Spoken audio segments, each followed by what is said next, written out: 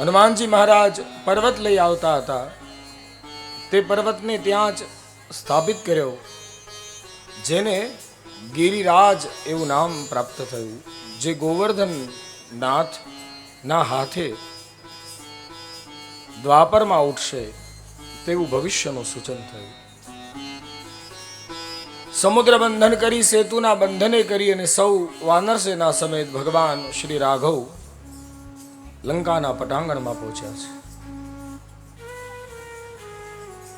ચંદ્રમા સાથે પોતાના મુખની તુલના કરતા શ્રી રામ અને સુગ્રીવ બંનેનો સંવાદ થાય છે.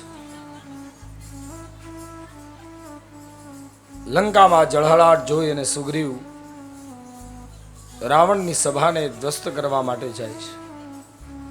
સુગ્રીવ અને રાવણનું એ યુદ્ધમાં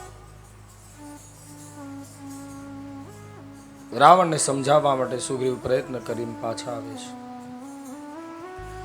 પછીના સમયમાં અંગદ જઈને સમજાવે છે, પોતાના પિતા વાલીનું સ્મરણ કરે છે.